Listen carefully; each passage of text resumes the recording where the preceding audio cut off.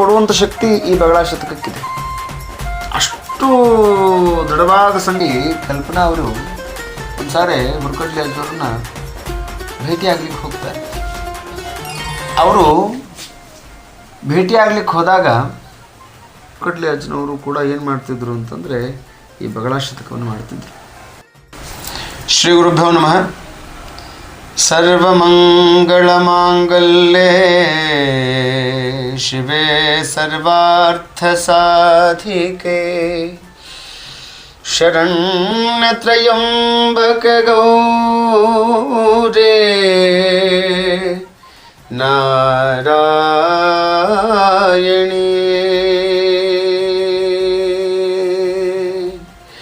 ನಮೋಸ್ತುತೇ.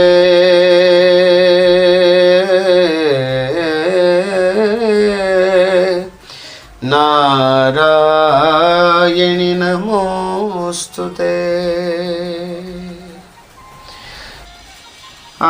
ಆಮೇಲೆ ಇದರಲ್ಲಿ ಸುಳ್ಳು ಅನ್ನೋದು ಒಂದು ಏಳು ಕಾಲಷ್ಟು ಇಲ್ಲ.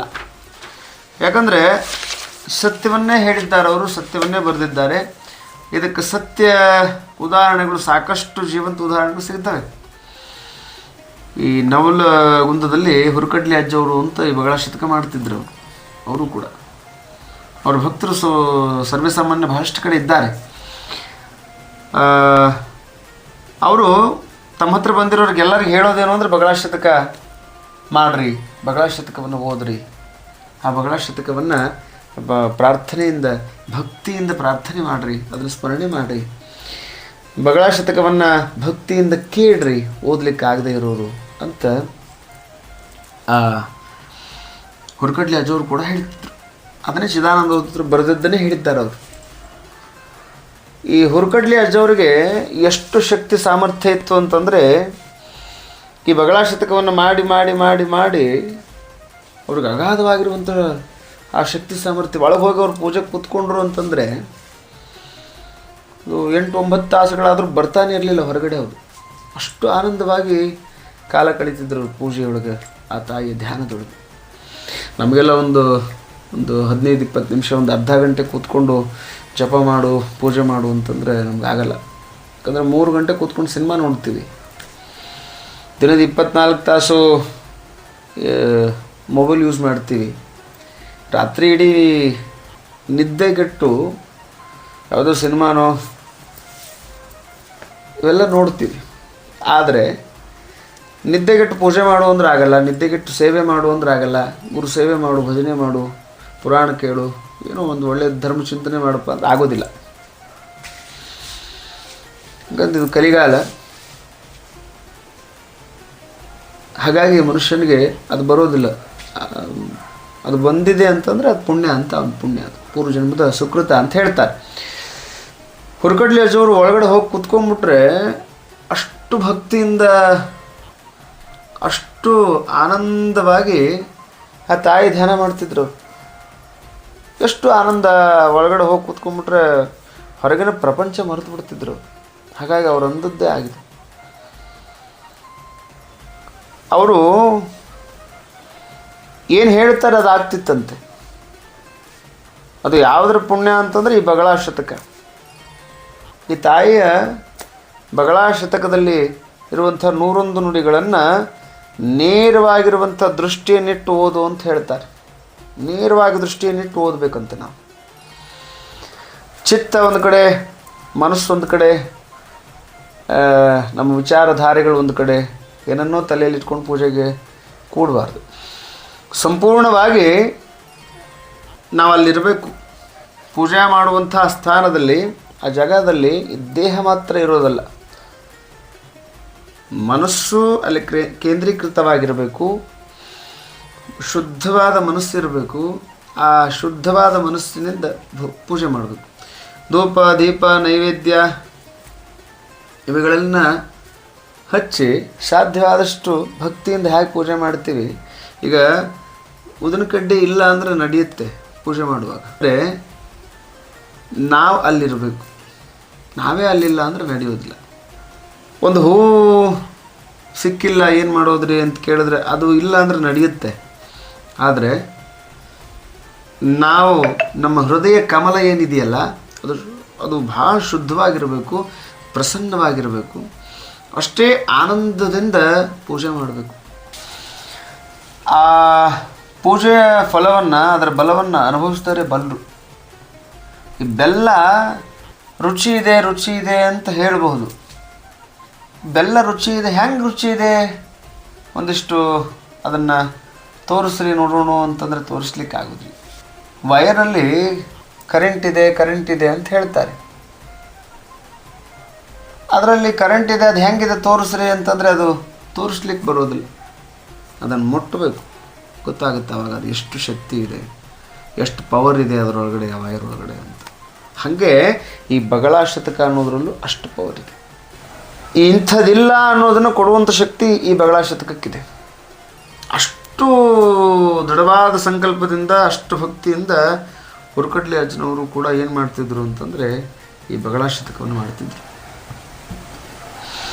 ಅವರು ಪೂಜಾ ಮಂದಿರದಲ್ಲಿ ಹೋಗಿ ಕೂತ್ಕೊಂಡ್ಬಿಟ್ರೆ ಬಾಹ್ಯ ಪ್ರಪಂಚ ಅದೊಂದಿದೆ ಹೊರಗಡೆ ಅನ್ನೋದೇ ಮರೆತು ಬಿಡ್ತಿದ್ರಂತೆ. ಹಂಗಾಗಬೇಕು. ಅಂದರೆ ನಾನೇ ನೀನು, ನೀನೇ ನಾನು ಅಂತ ಹೇಳ್ತಾಳೆ ಆ ಜಗನ್ಮಾತೆ. ಪುರಾಣದಲ್ಲಿ, ಪಾರಾಯಣದಲ್ಲಿ ಚಿದಾನಂದ ಅವಧೂತರು ಏನು ಬರೆದಿದ್ದಾರಲ್ಲ ಅದರಲ್ಲೂ ಇದೆ, ನೀನೇ ನಾನು, ನಾನೇ ನೀನು ಅಂತ. ಆ ತಾಯಿನೇ ನಾನು, ನಾನೇ ತಾಯಿ ಅಂತ. ನಿನಗೂ ನನಗೂ ಭೇದ ಭಾವಗಳಿಲ್ಲ ಅಂತ ಹೇಳ್ತಾರವರು. ನಾವು ನಿನಗೂ ನನಗೂ ಭೇದ ಭಾವಗಳಿಲ್ಲ ಅನ್ನೋದನ್ನು ಮುಟ್ಟಬೇಕು ಅಂತಂದರೆ ಅದಕ್ಕೆ ಅದರದೇ ಆದ ಮೆಟ್ಟಿಲುಗಳನ್ನು ಹತ್ತಿ ಹೋಗಬೇಕು. ನಾವು ಎಲ್ಲವನ್ನು ದಾಟ್ಕೊಂಡು ಹೋದಾಗ ನಾನೇ ಅದು, ಅದೇ ನಾನು ಆಗಲಿಕ್ಕೆ ಸಾಧ್ಯ. ಅದರ ಶಕ್ತಿ, ಅದರ ಆ ಆನಂದ ಬಲ್ಲವನೇ ಬಲ್ಲ. ಬೆಲ್ಲದ ಸವಿಯ ಬಲ್ಲವನೇ ಬಲ್ಲ ಅಂತಾರಲ್ಲ ಹಾಗೆ. ಅವರು ಯಾರು ಭಕ್ತಿ ನಿಷ್ಠೆಯಿಂದ ಪೂಜೆ ಇವುಗಳನ್ನು ಮಾಡ್ತಾರೆ ಅವರಂಥದ್ದೇ ಆಗುತ್ತೆ. ಅವ್ರ ಮಾತಲ್ಲಿ ಒಂದು ಶಕ್ತಿ ಬರುತ್ತೆ. ಹಾಗೆ ಈ ಹುರುಕಡ್ಲಿ ಅಜ್ಜವ್ರದ್ದು ಕೂಡ ಏನು ಅಂತಂದರೆ ಆ ಮಾತಿನೊಳಗೆ ಒಂದು ಶಕ್ತಿ ಇತ್ತು. ಭಾಳ ಉತ್ತಮವಾಗಿರುವಂಥ ಬದುಕನ್ನು ಬದುಕಿ ಹೋದ್ರು ಅವರು. ಸಾಮಾನ್ಯ ರೀತಿಯೊಳಗೆ ಬದುಕಿದವರು ಅವ್ರು, ಯಾರು ಹುರುಕಡ್ಲಿ ಅಜ್ಜವ್ರು. ಮನುಷ್ಯ ಹಾಗೆ ಬದುಕಬೇಕು. ಅವರಿಂದ ಅನೇಕರು ಉದ್ಧಾರ ಆಗಿದ್ದಾರೆ. ಅನೇಕರಿಗೆ ಏನೇನಾಗಬೇಕು, ಯಾರ್ಯಾರಿಗೆ ಏನೇನಿಲ್ಲ ಅದೆಲ್ಲ ಸಿಗುವಂಥ ಫಲವನ್ನು, ಅಂಥ ವರಗಳನ್ನು ಆ ಹುರುಕಡ್ಲಿ ಅಜ್ಜವರು ಭಾಳ ಭಕ್ತರನ್ನು ಉದ್ಧಾರ ಮಾಡಿದ್ದಾರೆ. ಕೊಟ್ಟು ಆ ವರಗಳನ್ನು ಕೊಟ್ಟು ಅವ್ರ ಮೇಲೆ ಕರುಣ ಮಾಡಿ. ಅದು ಯಾರಿಂದ ಅಂದರೆ ಆ ತಾಯಿಯಿಂದ, ಬಗಳಾಶತಕದಿಂದ. ಈ ಬಗಳಾಶತಕವನ್ನು ಎಷ್ಟು ಸಾರೆ ಮಾಡಬೇಕು ಅಂತ ಕೇಳಿದ್ರೆ 3 ಹೊತ್ತು ಮಾಡಬೇಕು ಅಂತ ಅದರಲ್ಲಿದೆ. ನೀವು 4 ಹೊತ್ತಾದರೂ ಮಾಡ್ಬೋದು, 5 ಹೊತ್ತು ಮಾಡ್ಬೋದು, 10 ಸಾರೆ ಓದಬಹುದು, 20 ಸಾರೆ ಓದಬಹುದು. ನಿನ್ನ ಆನಂದ ನೀನು 24 ಗಂಟೆ ಕೂಡ ಕೂತ್ಕೊಂಡು ಅದನ್ನು ಓದಬಹುದು. ಹೇಳ್ತೀರಿ 24 ಗಂಟೆ ಕೂತ್ಕೊಂಡು ಯಾರೇ ಓದ್ತಾರೆ ಅಂತ ಕೇಳ್ಬೋದು. ಯಾರೋ ಒಬ್ಬ ಬಂದು ಒಂದು 10 ಲಕ್ಷ ರೂಪಾಯಿ ಕೊಡ್ತಾನೆ ಅಂದರೆ ಹೆಂಗೆ ಕಣ್ಣಿಗೆ ಎಣ್ಣೆ ಬಿಟ್ಕೊಂಡು ನಿದ್ದೆ ಮಾಡದೆ ಕಾಯ್ಕೊಂಡು ಕೂತ್ಬಿಡ್ತೀವಿ. 10 ಲಕ್ಷ ರೂಪಾಯಿ ಬರುತ್ತಪ್ಪ, ಕೊಡಬೇಕಪ್ಪ, ಅವ್ರು ಕೊಡ್ತಾರೆ ನಮಗೆ, ಹಿಂಗೆ ಕೂತ್ಕೊಂಡ್ಬಿಡೋಣ. ಊಟ ಬೇಡ, ನಿದ್ದೆ ಬೇಡ, ನೀರಡಿಕೆ ಬೇಡ, ಏನೂ ಬೇಡ. ಆ ದುಡ್ಡು ಬರೋವರೆಗೂ ಹಾಗೇ ಕೂತ್ಕೋತೀವಲ್ಲ. ಅದ್ರ ಮೇಲೆ ಅಷ್ಟೊಂದು ಆಸೆ, ಅದು ಬೇಕು ಅಂತ ಅಷ್ಟೊಂದು ಆಸೆ.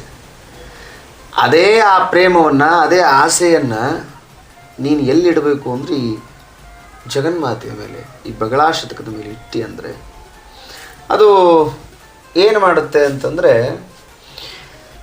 ನಿನ್ನೆಲ್ಲ ಆಸೆಗಳನ್ನು ಈಡೇರಿಸಿ ಜೊತೆಗೆ ನಿನಗೆ ಮುಕ್ತಿ ಕೊಡ್ತದೋ.